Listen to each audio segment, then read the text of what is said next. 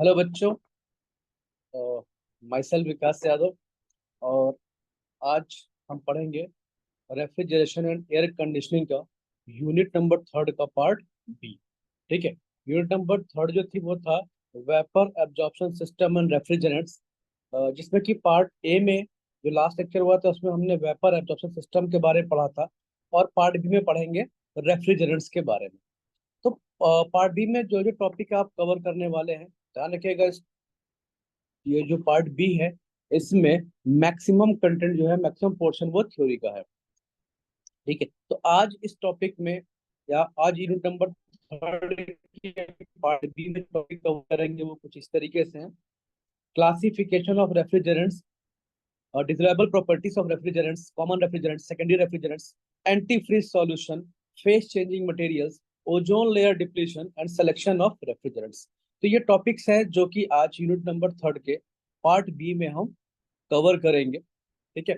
अब नेक्स्ट देख लेते हैं कि ये जो टॉपिक हम कवर करने वाले हैं, आज जो हम टॉपिक्स पढ़ने वाले हैं, उसके बेसिस पे कौन कौन से क्वेश्चंस हैं जो कि लगातार पूछे जाते रहे। तो उसमें पहला क्वेश्चन है, what are the desirable properties of an ideal refrigerant. Second question है, explain CFC free refrigerant. Next question है, define primary refrigerant, what are the desirable property of a primary refrigerant, give the refrigerant number for the followings. ठीक है। Then next question है, what is the name of refrigerant R12 and R729 and write the name of future refrigerants. तो ये सारे questions थे जो कि लगातार पूछते रहे हैं लॉन्ग कोर्स में। और आने वाले टॉपिक में कुछ और भी क्वेश्चंस हम कवर करेंगे जो कि शॉर्ट में पूछे जाते रहे हैं। तो सबसे पहले स्टार्ट करते हैं, व्हाट इज रेफ्रिजरेंट। तो अभी तक हमने यूनिट वन से पढ़ना शुरू करा था, यूनिट थर्ड तक आ गए। ठीक है। यूनिट वन में हमने एयर रेफ्रिजरेशन सिस्टम पढ़ा था, सेकेंड में हमने वेपर कंप्रेशन सिस्टम पढ़ा था, यूनिट थर्ड के पार्ट ए में हमने वेपर एब्जॉर्प्शन सिस्टम पढ़ा था। तो इन सब में एक हम वर्किंग फ्लूइड की बात कर रहे थे। हम एक वर्किंग फ्लूइड की बात कर रहे थे जो कि कूलिंग पर्पस के लिए यूज किया जाता था। तो यही जो वर्किंग फ्लूइड है जो कूलिंग पर्पस के लिए यूज करते थे, इसी को क्या बोलते थे हम, ये क्या बोलते हैं, refrigerant. So the refrigerant is a heat carrying medium which during their cycle either compression, condensation, expansion, evaporation. किसी साइकिल में जो मेन चार प्रोसेस होते हैं वही होते हैं, compression, condensation, expansion and evaporation. So the refrigerant is a heat carrying medium which during the cycle in the refrigeration system absorbed heat from a low temperature system and discard the heat so absorbed to a higher temperature system। तो refrigerant basically है क्या? तो refrigerant एक heat carrying medium है जो कि low temperature system से heat को एब्जॉर्ब करता है और हाई टेम्परेचर सिस्टम में उस हीट को वो वहां पर डिलीवर कर देता है या फिर डिस्कार्ड कर देता है। सो रेफ्रिजरेंट नॉर्मली देखे डेफिनेशन तो क्या है, तो रेफ्रिजरेंट एक हीट कैरिंग मीडियम है जो कि ड्यूरिंग देयर साइकिल, मतलब एक साइकिल में जब वर्क करता है तो लो टेम्परेचर सिस्टम, है ना, जहां पर की कूलिंग इफेक्ट प्रोड्यूस करना होता है, वहां से हीट को एब्जॉर्ब करता है और उसके बाद ये जो हीट एब्जॉर्ब करी है इसको हायर टेम्परेचर सिस्टम में डिस्कार्ड कर देता है। So the natural ice and a mixture of ice and salt were the first refrigerant. जो पहला रेफ्रिजरेंट यूज किया गया था वो क्या था, नेचुरल आइस थी या फिर आइस और सॉल्ट, मतलब बर्फ और नमक का सॉल्यूशन था जो कि एज ए रेफ्रिजरेंट की तरह यूज किया गया था। तो इन 1834 ether, ammonia, sulfur dioxide, methyl chloride, and carbon dioxide come into use as refrigerant in compression cycle refrigeration machines। ठीक है। तो इनिशियली सबसे पहले नेचुरल आइस या फिर mixture of ice and salt का यूज किया गया था एज रेफ्रिजरेंट। उसके बाद से फर्दर 1834 में ईथर आ गया, अमोनिया आ गया, सल्फर डाइऑक्साइड आ गया, मिथाइल क्लोराइड हो गया, कार्बन डाइऑक्साइड हो गया। इन सब का यूज एज ए रेफ्रिजरेंट किया जाने लगा in vapour compression refrigeration cycle में, in vapour compression refrigeration cycle में। ठीक है। Now the suitability of refrigerant for a certain application is determined by its physical, thermodynamic, chemical properties and by various practical factors. तो कौन सा refrigerant कहाँ पर use होगा, सबसे इंपॉर्टेंट है कि हर एक रेफ्रिजरेंट हर जगह यूज नहीं हो सकता है।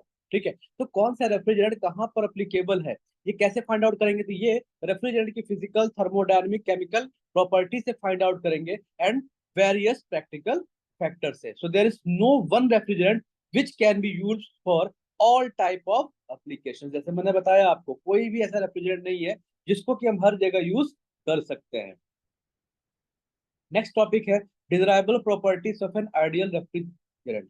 एक आइडियल रेफ्रिजरेंट है तो उसकी डिजायरेबल प्रॉपर्टीज क्या क्या होनी चाहिए। तो उसकी पहले क्या होना चाहिए, low boiling and freezing point. सबसे इंपॉर्टेंट क्या है, low boiling and freezing point. Second है high critical pressure and temperature, जिससे कि हाई अमाउंट में वो हीट को एब्जॉर्ब कर सके, हाई टेम्परेचर पे भी हीट को एब्जॉर्ब कर सके। थर्ड वन है high latent heat of vaporisation, जिससे जल्दी वो वेपोराइज ना हो। नेक्स्ट है लो specific heat of liquid and high specific heat of vapour. तो नेक्स्ट प्रॉपर्टी है वो है लो specific volume of vapour. Next है हाई थर्मल कंडक्टिविटी। देन है नॉन कोरोसिव टू मेटल। ये सबसे इंपॉर्टेंट है, कोई भी रेफ्रिजरेंट नॉन कोरोसिव हमेशा होना चाहिए, जिससे कि अगर वो कोरोसिव हुआ तो वो क्या होगा, मेटल में कोरोजन इफेक्ट प्रोड्यूस हो जाएगा, या कोई भी कंपोनेंट हो जो मेटल से बना होगा उसमें कोरोजन इफेक्ट प्रोड्यूस हो जाएगा। नेक्स्ट प्रॉपर्टी है non flammable and non explosive. Next है non toxic. Then low cost. Next है easily and regularly available. And last one है easy to liquefied at moderate temperature and pressure. तो ये कुछ basic एक प्रॉपर्टीज थी जो कि एक आइडियल रेफ्रिजरेंट में होनी चाहिए। ठीक है, अब नेक्स्ट टॉपिक है क्लासिफिकेशन ऑफ रेफ्रिजरेंट। रेफ्रिजरेंट कितने टाइप्स के होते हैं। तो basically there are two types of refrigerant. अगर इसको हम ब्रॉडली क्लासिफाइड करें तो दो तरीके का रेफ्रिजरेंट होते हैं बच्चों। एक होता है प्राइमरी रेफ्रिजरेंट और दूसरा होता है सेकेंडरी रेफ्रिजरेंट। पहला रेफ्रिजरेंट कौन सा होता है, प्राइमरी रेफ्रिजरेंट, और दूसरा होता है सेकेंडरी रेफ्रिजरेंट। अब देखते हैं भाई कि ये प्राइमरी या सेकेंडरी रेफ्रिजरेंट है क्या। तो प्राइमरी रेफ्रिजरेंट वो रेफ्रिजरेंट होते हैं जो डायरेक्ट पार्ट लेते हैं इन रेफ्रिजरेशन सिस्टम में। मतलब कि वो रेफ्रिजरेंट जो डायरेक्टली पार्ट लेते हैं या जो भी डायरेक्टली यूज होते हैं रेफ्रिजरेशन सिस्टम में, उसको हम बोलते हैं प्राइमरी रेफ्रिजरेंट्स। और वो रेफ्रिजरेंट जो कि पहले प्राइमरी रेफ्रिजरेंट से कूल होते हैं, देन उसको यूज करते हैं रेफ्रिजरेशन पर्पस के लिए, उसको हम क्या बोलते हैं, secondary refrigerant. So the refrigerant which directly take part in refrigeration system are called primary refrigerants, whereas the refrigerant which are first cooled by primary refrigerant, ध्यान देना यहाँ पर, वो क्या होंगे, पहले प्राइमरी रेफ्रिजरेंट के थ्रू कूल्ड होंगे and then used for cooling purpose are known as secondary refrigerant. तो दोनों रेफ्रिजरेंट आपको समझ में आ गए होंगे कि प्राइमरी रेफ्रिजरेंट क्या होते हैं और सेकेंडरी रेफ्रिजरेंट क्या होते हैं। ठीक है, अब नेक्स्ट है जब कि जो प्राइमरी रेफ्रिजरेंट होते हैं वो कितने टाइप्स के होते हैं। तो primary refrigerant are further classified in four group. पहला होता है हेलो कार्बन और ऑर्गेनिक रेफ्रिजरेंट, दूसरा होता है एजियोट्रॉप रेफ्रिजरेंट, थर्ड होता है इनऑर्गेनिक रेफ्रिजरेंट, और चौथा है हाइड्रोकार्बन रेफ्रिजरेंट। तो इन चारों रेफ्रिजरेंट्स के बारे में आने वाली स्लाइड्स में बिल्कुल डिटेल में पढ़ेंगे कि ये रेफ्रिजरेंट्स क्या होते हैं, इनकी प्रॉपर्टीज क्या होती हैं, या इनकी एप्लीकेशंस क्या क्या होती। तो सबसे पहले स्टार्ट करते हैं hello carbon refrigerants. First one है hello carbon refrigerant. Halocarbon refrigerants क्या होते हैं, ठीक है। हेलो कार्बन, तो हेलो ग्रुप का मतलब क्या होता है, क्लोरीन फ्लोरीन फ्लोरीन आयोडीन। जो क्लोरीन ग्रुप होता है उसको हम क्या बोलते हैं, हेलो ग्रुप, और साथ में क्या अटैच होगा, कार्बन। तो the halo carbon compounds are synthetically produce and were develop as freon family of refrigerant. जो हेलो कार्बन कंपाउंड्स थे वो कहाँ से प्रोड्यूस हुए हैं, freon family of refrigerant. The first of the halo carbon refrigerant that is R12। जो पहला refrigerant था हेलो कार्बन ग्रुप का क्या था, वो R12 was developed in 1930 by Thomas Midgley. जो हेलो कार्बन ग्रुप का पहला रेफ्रिजरेंट था जिसको डिनोट किया गया था R12 से, उसको 1930 में थॉमस मिडले ने डेवलप करा था। अब देखते हैं यहाँ पर कुछ कॉमन हेलो कार्बन रेफ्रिजरेंट्स हैं जिनके बारे में हम पढ़ेंगे। तो पहला है R11। फर्स्ट वन है R11। तो R11 का जो रेफ्रिजरेंट उसका नाम क्या होता है, ट्राईफ्लोरो मोनो ट्राईक्लोरो मोनोफ्लोरो मीथेन। क्या नाम होता है इसका, ट्राईक्लोरो मोनोफ्लोरो मीथेन। तो R11 is a synthetic chemical product which can be used as a refrigerant. R11 क्या है, सिंथेटिक केमिकल प्रोडक्ट है जिसका कि हम एज ए रेफ्रिजरेंट यूज करते हैं। इसकी प्रॉपर्टीज क्या होती हैं, it is a stable, non flammable and non toxic. ये क्या होता है, स्टेबल होता है, नॉन फ्लेमेबल होता है, नॉन टॉक्सिक होता है, और इसको हम as a low pressure refrigerant भी कंसीडर करते हैं। इसको जो R11 है इसको लो प्रेशर रेफ्रिजरेंट की तरह कंसीडर करते हैं। It has very low side pressure of 0.20 bar at -15 degree centigrade. इसमें क्या होता है, -15 डिग्री सेंटीग्रेड पे जो इसका प्रेशर होता है वो होता है 0.202 bar, and high side of pressure is 1.2606 bar at 30 degree centigrade. तो लो साइड प्रेशर कितना होगा इसका, 0.202 एट -15 डिग्री सेंटीग्रेड, और हाई साइड प्रेशर कितना होगा, मतलब कि मिनिमम प्रेशर कितना होगा 0.202, और हायर प्रेशर कितना होगा 1.2606 at 30 degree centigrade, and the latent heat at -15 degree centigrade, -15 degree centigrade पे इसका लेटेंट हीट कितना होगा 195 किलो जूल पर किलोग्राम। कितना होगा 195 किलो जूल पर kilogram, and the boiling point at atmospheric pressure is 23.77 degree centigrade होता है। तो नॉर्मल एटमॉस्फेरिक प्रेशर पे, अगर नॉर्मल प्रेशर हो, अगर एटमॉस्फेरिक प्रेशर हो, तो ये रेफ्रिजरेंट 23.77 डिग्री सेंटीग्रेड पर बॉयल होना स्टार्ट हो जाएगा। ठीक है, नेक्स्ट है R12, जिसको हम बोलते हैं डाइक्लोरो डाइक्लोरो डाइफ्लोरोमीथेन। डाइफ्लोरोमीथेन, जिसका फॉर्मूला होता है CCl2F3। क्या होता है, CCl3F3। ठीक है, तो R12 is a very popular refrigerant. अब इसकी प्रॉपर्टीज क्या होती है, it is colourless, almost odourless, liquid with boiling point of 29 degree centigrade at atmospheric pressure. सबसे इंपॉर्टेंट क्या है इसमें कि इसका जो एटमॉस्फेरिक प्रेशर पे इसका जो बॉइलिंग पॉइंट होता है वो 29 डिग्री सेंटीग्रेड होता है, इट मींस R11 से ज्यादा होता है। बाकी इसकी जो प्रॉपर्टीज है वो R11 की तरह ही होती है। कैसे, it is non toxic, non corrosive, non irritating and non flammable. ठीक है, जो नेक्स्ट है वो है R13। नेक्स्ट है वो है R13। R13 रेफ्रिजरेंट क्या होता है, तो R13 का नाम क्या क्या, इसका नाम क्या R13 का, ये है मोनोक्लोरो, मतलब एक क्लोरीन होगा, मोनोक्लोरो ट्राईफ्लोरो, मतलब तीन फ्लोरीन होंगे। तो मोनोक्लोरो, देखो एक क्लोरीन है, तीन है फ्लोरो, तो मोनोक्लोरो ट्राईफ्लोरो मीथेन, इसका नाम क्या होता है, monochloro trifluoromethane. So R13 has a boiling temperature of -81.4 degree centigrade at atmospheric pressure and a critical temperature of +28.8 degree centigrade. So this refrigerant is used for the low temperature side of a cascade system. और ये किसके लिए suitable होता है, reciprocating compressor के लिए suitable होता है। मतलब ऐसा रेफ्रिजरेशन सिस्टम जहां पर रेसिप्रोकेटिंग कंप्रेसर यूज करते हैं उसके लिए ये सुटेबल होता है। जो नेक्स्ट है वो है R14, जिसका नाम होता है कार्बन टेट्राफ्लोराइड। क्या होता है, कार्बन टेट्राफ्लोराइड, मतलब एक कार्बन और चार फ्लोराइड, फ्लोरीन। ठीक है, तो कार्बन टेट्राफ्लोराइड। तो R14 has a boiling temperature of 128 degree centigrade at atmospheric pressure. R14 का एटमॉस्फेरिक प्रेशर पे जो बॉइलिंग टेम्परेचर होता है वो बहुत ही ज्यादा होता है। तो R14 has a boiling temperature of 128 degree centigrade at atmospheric pressure and critical temperature of -45.5 degree centigrade. So, used in cascade system. जो नेक्स्ट वन है वो है R21। तो R21 का नाम क्या है, डाइक्लोरो मोनोफ्लोरोमीथेन। ठीक है, इसका जो प्रॉपर्टीज क्या है, तो R11 has a boiling temperature of 9 degree centigrade at atmospheric pressure. It has found it's principal use in centrifugal compression system for relatively high temperature refrigeration requirement. तो जो R11 है इसका बॉइलिंग टेम्परेचर +9 डिग्री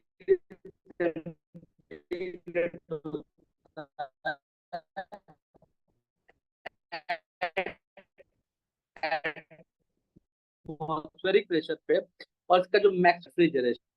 जो next है वो है R22, जिसका नाम होता है मोनोक्लोरो डाइफ्लोरो मीथेन। ठीक है, तो R22 is a non man made refrigerant developed for refrigeration installation. जो R22 है एक मैन मेड रेफ्रिजरेंट है developed for refrigeration installation that need a low evaporating temperature as in first freezing units which maintain a temperature of -29 degree centigrade to -40 degree centigrade. इसका जो boiling temperature होता है वो होता है -41 degree centigrade at atmospheric temperature. तो कुछ ये रेफ्रिजरेंट्स से जिनके बारे में डिटेल बताई है। और जो हेलो कार्बन ग्रुप में जो रेफ्रिजरेंट यूज होते हैं कुछ मैंने बताया, बाकी सबके नाम यहाँ पे टेबल में मैंने दिखा रखे, देखो यहाँ पर। फर्स्ट है R11 जिसको हम बोलते हैं trichloro monochloromethane, R12 dichloro difluoromethane, R13 monochloro trifluoromethane, R14 ठीक है carbon tetrachloride, R21 dichloro monochloromethane, R22 monochloro difluoromethane, R30 ये होता है मिथाइलिन क्लोराइड। क्या होता है? मिथाइलिन क्लोराइड जिसका केमिकल फॉर्मूला होता है CH2L2। R40 जिसको बोलते हैं मिथाइल क्लोराइड, जिसका केमिकल फॉर्मूला होता है CH3L3। देन R100 जिसको इथाइल क्लोराइड बोलते हैं, R113 जिसको बोलते हैं trichloro trifluoro ethane. Then R114, then R115, R23, R124, R134A and R152A। तो ये सारे कॉमन रेफ्रिजरेंट्स हैं हेलो कार्बन। ठीक है, तो नेक्स्ट टॉपिक है वो है एजियोट्रोप रेफ्रिजरेंट। एजियोट्रोप रेफ्रिजरेंट क्या होता है? So the term azeotrope refers to a stable mixture of refrigerants whose vapor and liquid phase retain identical composition over a wide range of temperature। Azeotrope का मतलब क्या होता है? एजियोट्रोप का मतलब क्या है? एक ऐसा स्टेबल मिक्सचर होता है रेफ्रिजरेंट का। एजियोट्रोप क्या बताता है कि एक ऐसा स्टेबल मिक्सचर होता है रेफ्रिजरेंट का जिसमें वेपर और लिक्विड फेस का जो केमिकल कंपोजिशन होता है वो आइडेंटिकल होता है, मतलब सेम रहता है over a wide range of temperature. However this mixture usually have properties that differ from either of their component. लेकिन इस मिक्सचर की जो प्रॉपर्टीज होती हैं इन दोनों जिससे मिक्सचर बना होता है उससे अलग होती हैं। अब जो एजियोट्रॉप मिक्सचर वो डिफरेंट टाइप्स के होते हैं, उनमें से कुछ को मैं यहाँ पर एक्सप्लेन कर रहा हूँ। ठीक है, उसमें फर्स्ट वन है R500। फर्स्ट वन है R500। So the R500 is an azeotropic mixture of 73.8% R12 and 26.2% of R152। ध्यान रखना ये जो तुम्हारे हेलो कार्बन रेफ्रिजरेंट्स थे उसी से ये मिलकर बने होते हैं। तो the R1500 is an azeotrope mixture of 73.8% R12 and 26.2% of R152। It is properties क्या होती हैं? It is non flammable, low in toxicity and non corrosive। It is used in both industrial and commercial application. इसका use कहाँ करते हैं? Industrial और commercial application में करते हैं। नेक्स्ट है R502। Then R502 is an azeotrope mixture of 48.8% of R22 and 51.2% of R115। इसकी प्रॉपर्टीज क्या होती है? It is a non flammable, non corrosive, practically non-toxic liquid। It has a go refrigerant for obtaining medium and low temperature। Next one है R503। R503 refrigerant क्या होता है? तो ये R23 और R13 से मिला होता है। किससे मिला होता है? R23 और R13 से मिलकर बना होता है। इसके अंदर 41.1% R23 होता है और 59.1% R13 रेफ्रिजरेंट होता है। इसकी प्रॉपर्टीज क्या होती हैं? तो this is a non flammable, non corrosive, practically non-toxic liquids। Its boiling temperature, its boiling temperature at atmospheric pressure is -88 degrees centigrade, which is lower than either R23 and R13। तो कुछ ये azeotrope refrigerant थे जिनके बारे में मैंने यहाँ पर एक्सप्लेन करा है, इनकी प्रॉपर्टीज के बारे में बताया है और ये बताया है कि ये किस रेफ्रिजरेंट से मिलकर बने हुए थे। ठीक है, नेक्स्ट है इनऑर्गेनिक कंपाउंड्स। इनऑर्गेनिक कंपाउंड्स में 5 रेफ्रिजरेंट होते हैं। ठीक है, फर्स्ट वन है R717 जिसका केमिकल नेम होता है अमोनिया। फर्स्ट है R717 जिसका केमिकल नेम होता है अमोनिया, फॉर्मूला क्या होता है NH3। सेकंड होता है R718 जिसका केमिकल फॉर्मूला क्या है, नाम क्या होता है वाटर। वाटर को क्या बोलते हैं? R718 जिसका फॉर्मूला क्या होता है H2O। R729 वो क्या होती है एयर, जिसका फॉर्मूला क्या होता है O2, पता है आपको। R744 ठीक है, जिसका केमिकल नेम क्या होता है कार्बन डाइऑक्साइड, और इसका फॉर्मूला पता है आपको, केमिकल फॉर्मूला क्या होता है, CO2, एंड लास्ट होता है R764। क्या होता है, R764, जिसका केमिकल नेम क्या होता है, सल्फर डाइऑक्साइड, और केमिकल फॉर्मूला क्या होता है, SO2। तो बेसिकली ये 5 इनऑर्गेनिक रेफ्रिजरेंट्स है जो कि इनऑर्गेनिक कंपाउंड ग्रुप में आते हैं। ठीक है, अब इनके बारे में पढ़ लेते हैं कि इनकी प्रॉपर्टीज क्या है। बहुत ध्यान से, बहुत आसान है, मैक्सिमम की प्रॉपर्टीज कॉमन होती है। डिफर कहाँ पर होता है कि इनका बॉइलिंग टेम्परेचर कितना होगा एट एटमॉस्फेरिक प्रेशर पे। ठीक है, तो आर, पहला अमोनिया का नाम क्या था, R717। तो R717, that is ammonia, is one of the oldest and most widely used of all the refrigerant. जितने भी रेफ्रिजरेंट यूज होते हैं उनमें सबसे ज्यादा जो यूज होती है वो अमोनिया यूज होती है। It has a chemical compound of nitrogen and hydrogen, and under ordinary conditions it has a colourless gas. Ammonia का फॉर्मूला क्या होता है, NH3। तो इसमें ये किसका कंपोनेंट्स होता है, नाइट्रोजन और हाइड्रोजन का, और ऑर्डिनरी कंडीशन में ये कलरलेस गैस होती है। It's boiling point at atmospheric pressure is -33.3 degree centigrade. इसका जो एटमॉस्फेरिक प्रेशर पे जो बॉइलिंग टेम्परेचर होता है वो होता है 33.3 degree centigrade, and it's melting point from the is 78 degree centigrade. तो ये थी बेसिक अमोनिया की प्रॉपर्टी। जो नेक्स्ट रेफ्रिजरेंट था बच्चों वो कौन सा था, एयर। सो एयर का नाम यहाँ पर, रेफ्रिजरेंट का डेफिनेशन क्या था, R729। So the dry air is used as a gaseous refrigerant in some compression system, particularly in aircraft refrigerating system. याद करो जब मैंने पहले पढ़ाई थी आपको, तो वहां पे मैंने पढ़ा था एयर रेफ्रिजरेशन सिस्टम। तो वहां पर जो रेफ्रिजरेंट यूज कर रहे थे वो क्या यूज कर रहे थे, एयर। क्या यूज कर रहे थे वहां पर, एयर को एज ए रेफ्रिजरेंट यूज कर रहे थे। ठीक है, जो नेक्स्ट है वो है कार्बन डाइऑक्साइड। ठीक है, इसको कैसे डेजिनेट करते हैं, R744 से। So the principal refrigeration use of carbon dioxide is same as that of dry ice. जैसे ड्राई आइस का यूज करते हैं वैसे ही कार्बन डाइऑक्साइड का यूज करते हैं एज ए रेफ्रिजरेंट। इसकी प्रॉपर्टीज क्या क्या होती हैं, तो it is a non toxic, non irritating and non flammable. The boiling point of this refrigerant is so extremely low. इसका बॉइलिंग पॉइंट बहुत ज्यादा कम होता है। कितना होता है बच्चों, -73.6 degree centigrade. At that at -15 degree centigrade a pressure of well over 20.7 bar is required to prevent its evaporation। ठीक है, जो नेक्स्ट रेफ्रिजरेंट है वो है सल्फर डाइऑक्साइड, जिसका कैसे डेजिनेट करते हैं, इसका डेजिनेशन क्या होता है, R764। क्या होता है, R764। So this refrigerant is produced by the combustion of sulphur in air. जब सल्फर को एयर में जलाओगे, मतलब क्या है कि जब सल्फर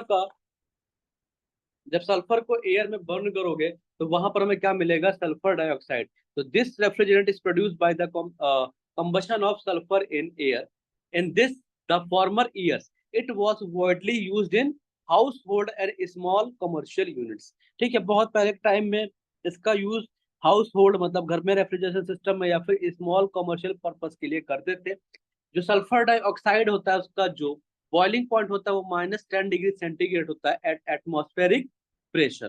ठीक है, एंड जो लास्ट वन था वो था R118, वाटर। तो वाटर है, और इसको ये जो रेफ्रिजरेंट है इसको कैसे डेजिग्नेट करते हैं, R118 से। So the principal refrigeration use of water is as ice. The high freezing temperature of water limits its use in vapour compression system. क्योंकि इसका फ्रीजिंग पॉइंट बहुत ज्यादा होता है या फ्रीजिंग टेम्परेचर बहुत ज्यादा होता है, इसलिए इसको वेपर कंप्रेशन सिस्टम में बहुत कम ही यूज करते हैं।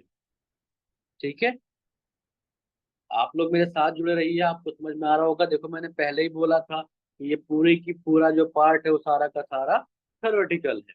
ठीक है, तो इसको मैंने बहुत ही खूबसूरत तरीके से टेबलर फॉर्म में बना रखा है जिससे कि आपको समझने में बहुत आसानी हो।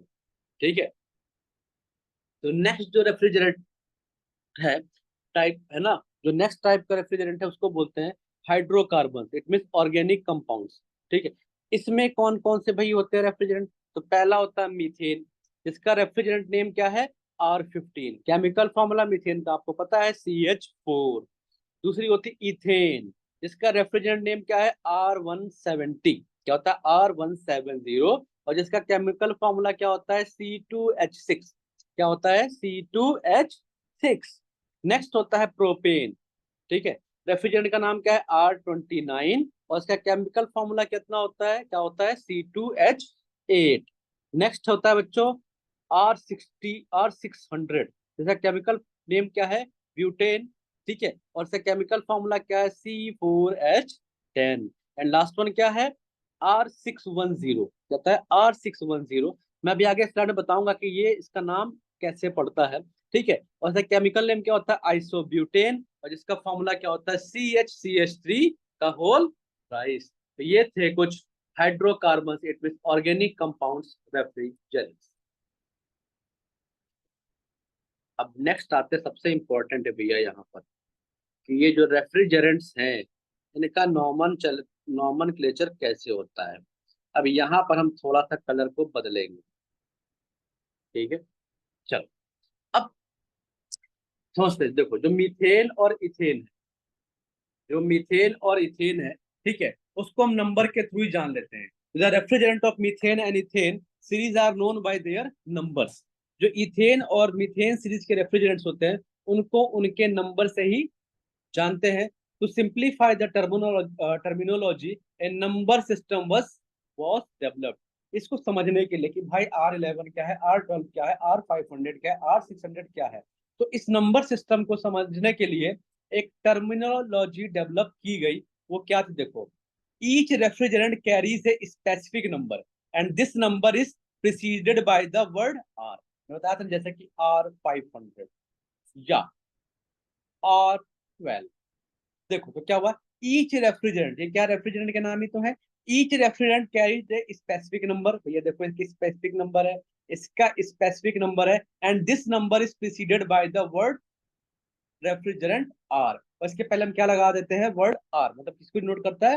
रेफ्रिजरेंट को। और by manufacturer trade name as freon और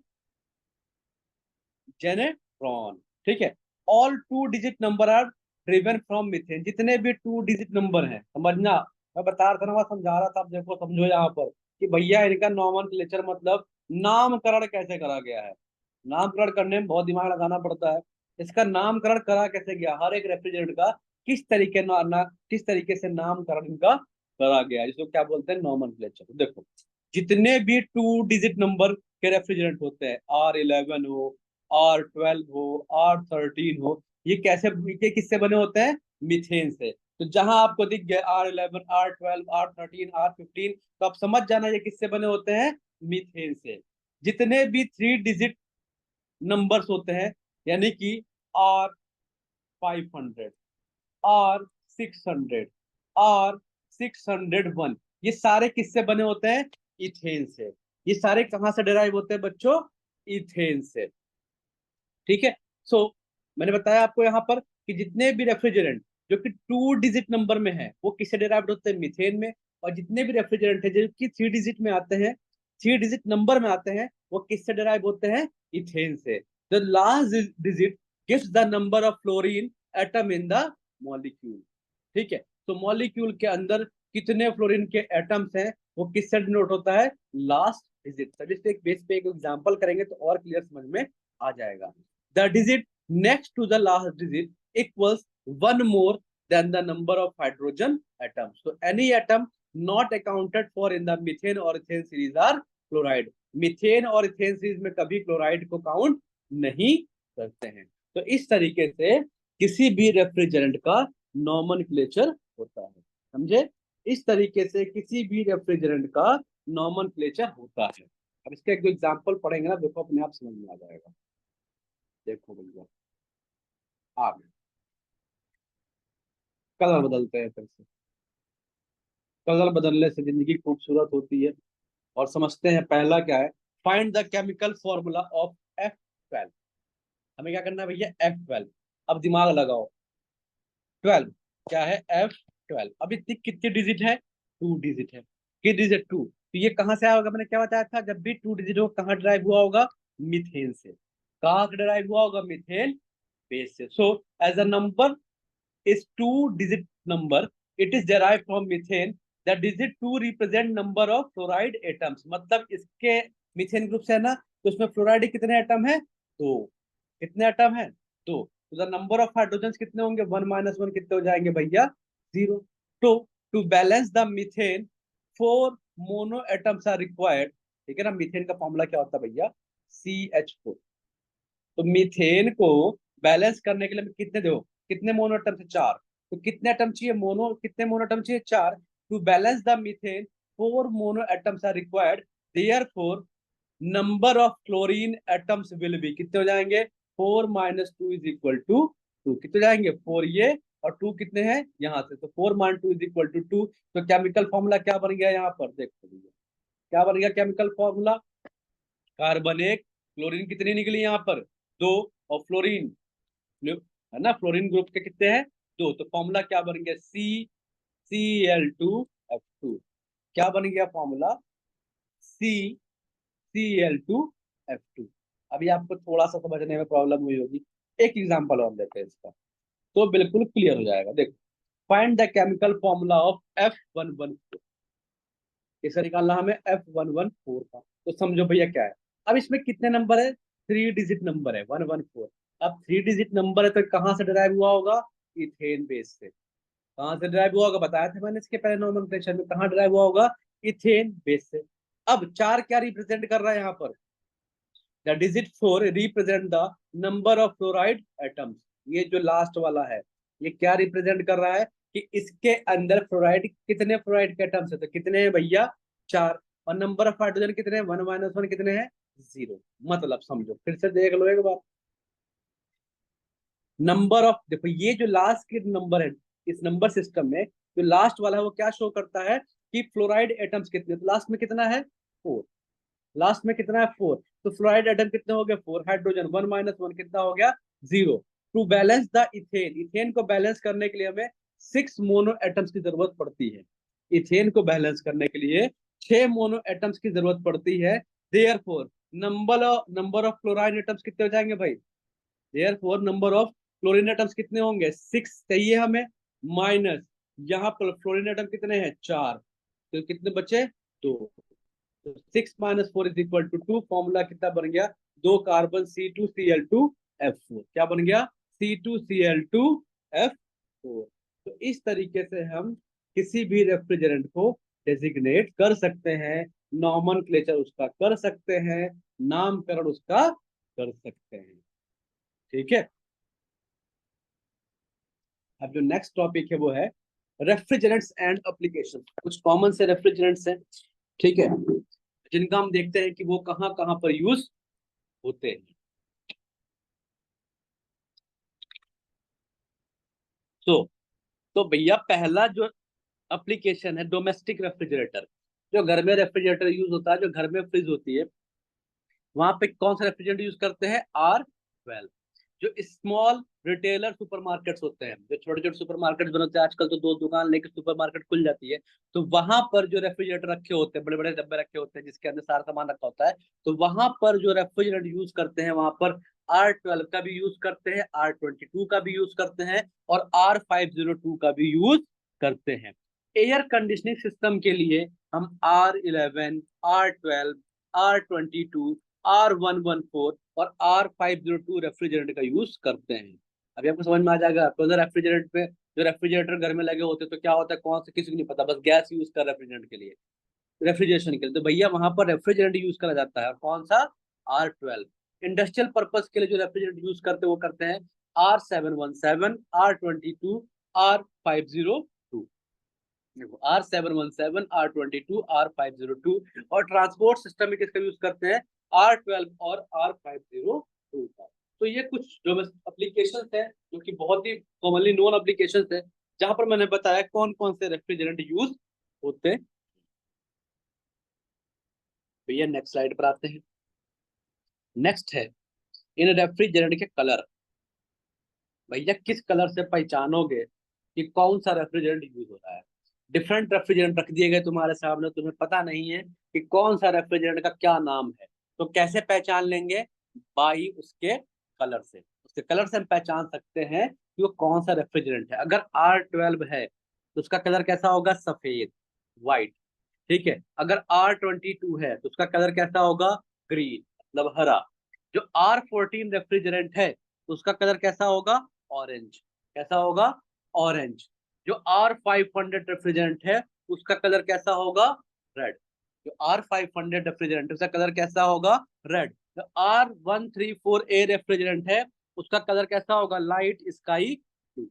कैसा होगा? Light sky blue. R717 इसका कलर कैसा होगा? सिल्वर। एंड R764 का कलर कैसा होगा? ब्लैक। तो by the colour we can recognise the different type of refrigerant. ठीक है, नेक्स्ट अभी तो हम सारा पढ़ रहे थे प्राइमरी रेफ्रिजरेंट। अब आते हैं भैया सेकेंडरी रेफ्रिजरेंट पे। सेकेंडरी रेफ्रिजरेंट बताया था मैंने, ये डायरेक्ट रेफ्रिजरेशन पार्ट नहीं करते हैं। पहले इस रेफ्रिजरेंट को प्राइमरी रेफ्रिजरेंट के थ्रू कूल करा जाता है, देन इसका यूज हम एज ए रेफ्रिजरेंट करते हैं। तो सेकेंडरी रेफ्रिजरेंट क्या होते हैं? तो use for large refrigeration plants, water, brines, glycols are use. तो सेकेंडरी रेफ्रिजरेंट में वाटर, ब्राइंस या फिर ग्लाइकोल्स का यूज करते हैं। Use for carrying refrigeration from the plant room to the space where it is usefully applied instead of directly obtaining it by the evaporating refrigerant at the place of application. To अब next क्या है? To reduce the quantity of refrigerant charge in the system and reduce pressure losses. तो इसका use वहां भी करते हैं जहां पर हमें रेफ्रिजरेंट चार्ज की क्वांटिटी को रिड्यूस करना होता है और जहां पर प्रेशर लॉसेस को रिड्यूस करना होता है। अब जो सेकेंडरी रेफ्रिजरेंट है इसकी डिजायरेबल प्रॉपर्टीज क्या क्या है? कौन कौन सी प्रॉपर्टीज होती है जो चाहिए होती है सेकेंडरी रेफ्रिजरेंट के लिए? पहली क्या है? लो फ्रीजिंग पॉइंट। इसमें सेकेंडरी रेफ्रिजरेंट का फ्रीजिंग पॉइंट लो होना चाहिए, उसकी विस्कोसिटी भी लो होनी चाहिए, वो नॉन फ्लेमेबिलिटी होनी चाहिए, मतलब नॉन फ्लेमेबल होना चाहिए, और गुड स्टेबिलिटी होना चाहिए। इट मीन्स क्या है? जो सेकेंडरी रेफ्रिजरेंट है वो स्टेबल भी होने चाहिए।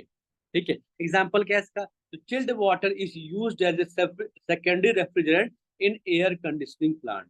जितने भी एयर कंडीशनिंग या एसी प्लांट्स होते हैं वहां पर चिल्ड वाटर यूज करते हैं एज ए सेकेंडरी रेफ्रिजरेंट के लिए। For low temperature applications, brines, glycose and hydrocarbons are used as secondary refrigerants। ठीक है, नेक्स्ट है टॉपिक एंटी फ्रीज सॉल्यूशन। भैया ये एंटी फ्रीज सॉल्यूशंस क्या होते हैं? फिर से कलर बदलते हैं। चलो जी, एंटी फ्रीज सॉल्यूशंस क्या होते हैं? तो इन air conditioning system, in air conditioning, in refrigeration air conditioning system, antifreeze solution are commonly used as coolant to prevent freezing and overheating in a cooling system। Cooling system के अंदर, cooling system के अंदर freezing और over heating को रोकने के लिए, ध्यान देना, कूलिंग सिस्टम के अंदर फ्रीजिंग और ओवर हीटिंग को रोकने के लिए जो कूलेंट्स का यूज करते हैं उसे क्या बोलते हैं हम? Anti freeze solution. उसे क्या बोलते हैं? Anti freeze solution. तो in RAC anti freeze solution are commonly used as coolant to prevent freezing and overheating and cooling system. These solutions are mixture of water and anti-freeze agents like ethylene glycol और propylene glycol. जो जो anti freeze solutions होते हैं वो mixtures होते हैं किसका? Water और एंटी फ्रीज एजेंट का। So anti freeze solution are the mixture of water and anti freeze agents. Like anti freeze agent कौन से होते हैं? एथिलीन ग्लाइकोल और propylene glycol which lower the freezing point of water and raise its boiling point. This is crucial for maintaining the optimal temperature of the engine and preventing damage caused by the extreme temperature। ठीक है, अब commonly use anti freeze agents कौन से हैं? कौन कौन से anti freeze agents हैं जो कॉमनली यूज होते हैं? उसमें पहला कौन सा है? एथिलीन ग्लाइकोल, जिसको हम EZW बोलते हैं। So a common anti freeze agent known for its high boiling point low freezing point and good thermal properties. और दूसरा कौन सा है, प्रोपिलीन ग्लाइकोल, जिसको नाम क्या होता है, PGW, शॉर्ट में क्या बोलते हैं, PGW। So another anti freeze agent often use when food grade safety is required. अब एंटी फ्रीज जो सॉल्यूशंस हैं, इनकी एप्लीकेशंस कहाँ कहाँ पर हैं, देख लेते हैं बच्चों, इनकी एप्लीकेशंस कहाँ कहाँ पर हैं। पहला कहाँ पर करते हैं, इंटरनल कंबशन इंजन में करते हैं, तो use to cool down the engine preventing over heating and damage. दूसरा कहाँ करते हैं, HVAC सिस्टम में, हाइड्रोवैक्यूल करते हैं, तो use in HVAC system including chillers and solar water heaters to transfer heat efficiently. तो ये था कि एंटी फ्रीज सॉल्यूशन क्या होता है। नेक्स्ट टॉपिक है वो है face changing materials. Face changing materials क्या होते हैं भैया, वो मटेरियल जो फेस चेंज करते हैं, अगर नाम से देखो तो पता चलेगा, वो मटेरियल जो फेस चेंज करते हैं उन्हें हम क्या बोलते हैं, फेस चेंजिंग मटेरियल। चलो देखते हैं इसमें। तो ए फेस चेंज मटेरियल, जिसको PCM भी बोलते हैं, face change material is a substance with a high heat of fusion which melting and solidifying at a certain temperature is capable of storing and releasing large amount of energy। तो face changing material क्या, वो substance होते हैं जिनके अंदर high heat of fusion होता है और जो कि बहुत ज्यादा अमाउंट में एनर्जी को स्टोर करते हैं और उसको रिलीज भी करते हैं। हीट इज एब्जॉर्ब्ड और released when the material changes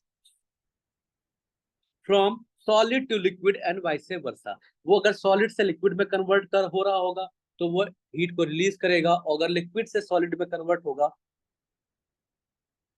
ठीक है, तो वहां पर हीट को वो गेन करेगा, सॉरी, ठीक है। तो heat is absorbed release when the material changes from solid to liquid and liquid to solid. अगर सॉलिड से लिक्विड बनना है तो हीट को रिलीज करेगा, अगर लिक्विड से सॉलिड बनना है तो वो, ठीक। अब नेक्स्ट आते हैं भी इसमें, Thus PCMs are classified as latent heat storage units, इसको हम LHS भी बोलते हैं, latent heat storage भी बोलते हैं।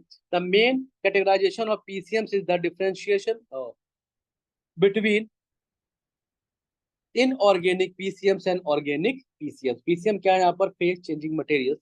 तो फेस चेंजिंग का मतलब क्या, वो सॉलिड से लिक्विड में कन्वर्ट होगा, देखना कहाँ से कन्वर्ट होगा, वो सॉलिड टू लिक्विड और लिक्विड टू सॉलिड। ये जब भी सॉलिड से वो लिक्विड में कन्वर्ट होगा, ठीक है, सॉलिड से अगर लिक्विड में कन्वर्ट हो रहा होगा तो क्या करना पड़ेगा, उसे हमें हीट करना पड़ेगा, तो हीट देनी पड़ेगी, और जब लिक्विड से वो सॉलिड हो जाएगा तो हीट को रिलीज करेगा। नेक्स्ट आते हैं, the commonly used phase changing material for technical application are paraffin, salt hydrates and fatty acids. तो ये कुछ commonly known phase changing materials. जो नेक्स्ट टॉपिक है वो है ozone layer depletion. Ozone layer depletion क्या होता है, ठीक है। So the earth ozone layer in the upper atmosphere, जिसको हम क्या बोलते हैं, स्ट्रेटोस्फेयर भी बोलते हैं। So the earth ozone layer in the upper atmosphere is needed for absorption of harmful ultraviolet rays of the sun. तो हमें पता है कि जो अर्थ की जो ओजोन लेयर होती है, जो कि अपर एटमॉस्फेयर में होती है, इट मीन स्ट्रेटोस्फेयर में होती है, उसकी बहुत जरूरत पड़ती है, क्योंकि वही क्या करती है, जो सन से जो अल्ट्रावायलेट रेस आती हैं उनको एब्जॉर्ब करती हैं। These rays can causes cancer.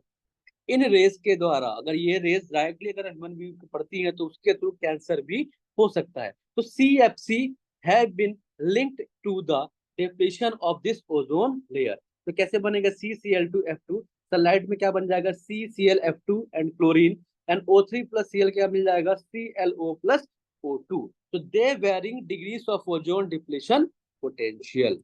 अब देखते हैं भाई इसका रीजन क्या क्या है, कॉजेस क्या क्या है। देखो बहुत सारे हैं, जो कि यहाँ पर एक डायग्राम के थ्रू शो कर रखा। पहला क्या है, CFC क्लोरोफ्लोरोकार्बन, देन क्या है ओजोन मॉलिक्यूल्स, देन क्या है ओजोन लेयर डिप्लीशन यहाँ पर होता है, ऑक्सीजन। तो एक डायग्राम के थ्रू जो पॉल्यूटेंट, मेन जो पॉल्यूटेंट्स हैं वो ओजोन लेयर डिप्लीशन को जो है के लिए बहुत ही ज्यादा जिम्मेदार हैं। अब इसमें पॉल्यूटेंट्स में कौन कौन से, CFC एंड HCFC गैसेस, जैसे कि कौन सी होगी आपकी, एरोसॉल्स, रेफ्रिजरेंट्स, सॉल्वेंट्स, ठीक है, हेलोन्स ग्रुप होते हैं या फिर मिथाइल ब्रोमाइड्स होते हैं। तो ये जो पॉल्यूटेंट्स हैं ये मेन रीजन होते हैं फॉर कॉज, मेन रीजन होते हैं for the ozone layer depletion के, ठीक है। अब नेक्स्ट टॉपिक है वो है सिलेक्शन ऑफ रेफ्रिजरेंट्स। रेफ्रिजरेंट का सिलेक्शन कैसे करते हैं? Selection of refrigerant. So, selecting the right refrigerant depend on several factors, include safety, environmental impact, thermodynamic efficiency, and the specific application. अब किस एप्लीकेशन के लिए कौन सा रेफ्रिजरेंट यूज करना है, ये बहुत ही टिपिकल टास्क होता है और इसके लिए हमें बहुत से फैक्टर्स को कंसीडर करने पड़ते हैं, like safety, environmental impact, thermodynamic efficiency, and other applications. So ideal refrigerants are typically non-flammable, non-toxic, and easily detectable if leaked. अब देखते हैं कि here are some detailed look at the key consideration. भैया कौन कौन से important consideration है जो हमें ध्यान में रखने पड़ते हैं जबकि हम किसी भी रेफ्रिजरेंट को सिलेक्ट करते हैं? पहला क्या, फ्लेमेबिलिटी। तो refrigerant should be non flammable. पहला क्या, सेफ्टी पर्पज से क्या है कि जो रेफ्रिजरेंट होगा वो नॉन फ्लैमेबल होगा, मतलब ज्वलनशील नहीं होगा, और have a low flammability rating. दूसरी क्या, toxicity. So refrigerant should be non toxic और have low toxicity to minimise health risk in case of leak. अगर लीक भी कर जाए तो ज्यादा हेल्थ प्रॉब्लम ना आए। नेक्स्ट वन कैसा होना चाहिए, लीक डिटेक्शन, मतलब ऐसा रेफ्रिजरेंट हो कि अगर लीकेज हो तो तुरंत वो डिटेक्ट किया जा सके। तो refrigerant should be easily detectable to facilitate quick identification and mitigation of leaks. Next second impact क्या है, पहला पहला तो था सेफ्टी, दूसरा क्या है, इन्वायरमेंटल इंपैक्ट। तो इन्वायरमेंटल इंपैक्ट जो चीज होती है, पहला क्या था, ओजोन डिप्लेशन पोटेंशियल। तो refrigerant with a high ODP can harm the ozone layer and should be avoided, and global warming potential जिसको GWP बोलते हैं, तो refrigerant with a high GWP can contribute to climate change and should be minimized। अगर ऐसे refrigerant जिनका ODP बहुत ज्यादा है, ओजोन डिप्लेशन पोटेंशियल बहुत ज्यादा है या ग्लोबल वार्मिंग पोटेंशियल बहुत ज्यादा है, उनको हमेशा अवॉइड करना चाहिए एज ए रेफ्रिजरेंट यूज करने से। ठीक है, नेक्स्ट है इसमें थर्मल एफिशिएंसी। तो पहला क्या, सीओपी। तो a higher COP indicate a more energy efficient refrigerant, meaning less energy is needed to achieve the same cooling effect. मतलब कि ऐसा सीओपी हमें यूज करना चाहिए जहां जिसकी सीओपी ज्यादा हो एट पर्टिकुलर एप्लीकेशन पे। नेक्स्ट है ऑपरेटिंग प्रेशर। तो refrigerant should operate within acceptable pressure, ध्यान रखना, एक्सेप्टेबल प्रेशर रेंज के अंदर, अर्थात ऐसा रेफ्रिजरेंट हम चूज करें जो कि गिवन प्रेशर रेंज में वर्क कर सके। तो refrigerant should operate within acceptable pressure range to avoid material cost and potential risk. Next है स्पेसिफिक एप्लीकेशंस। तो रेफ्रिजरेंट मतलब कुछ स्पेसिफिक एप्लीकेशंस होती हैं जहां पर कुछ स्पेशल रेफ्रिजरेंट्स है जिनका कि हम यूज कर सकते हैं, उन्हें ही यूज करना चाहिए। पहला क्या, refrigeration capacity. So the refrigerant should be able to provide the required cooling capacity for the specific application, that is air conditioning or cold storage. It means जिस रेफ्रिजरेंट को हम जहां पर यूज करते हैं वहां पर वो ज्यादा से ज्यादा कूलिंग इफेक्ट प्रोड्यूस करना चाहिए। नेक्स्ट है compressor compatibility. So the refrigerant should be compatible with the type of compression। मैंने बताया था कि कुछ रेफ्रिजरेंट है वो रेसिप्रोकेटिंग कंप्रेशन ज्यादा वर्क करते, अच्छी तरह वर्क करते हैं, कुछ ऐसे होते हैं जो सेंट्रीफ्यूगल कंप्रेशर के लिए ही बने होते हैं। तो the refrigerant should B compatible with the type of compressor used in the refrigeration system, like reciprocating and centrifugal compression। Next one है सर्विस रिक्वायर्ड। लास्ट वन क्या है, service required. So the intended application like air conditioning, cold storage, food freezing will dictate the specific refrigerant properties needed। मतलब air conditioning है, cold storage है, food freezing के लिए है, तो इसके लिए कुछ स्पेसिफिक रेफ्रिजरेंट है, उन्हीं को यूज किया जाता। ठीक है, जो नेक्स्ट टॉपिक है वो है हाइड्रोफ्लोरो ओलिफिन्स। ठीक है, नेक्स्ट है वो है हाइड्रोफ्लोरो ओलिफिन्स। ये क्या होते हैं? सो HFOs भी बोलते हैं, वो क्या बोलते हैं, HFOs। ठीक है, so hydrofluoroolefin are the fourth generation of fluorine based gases.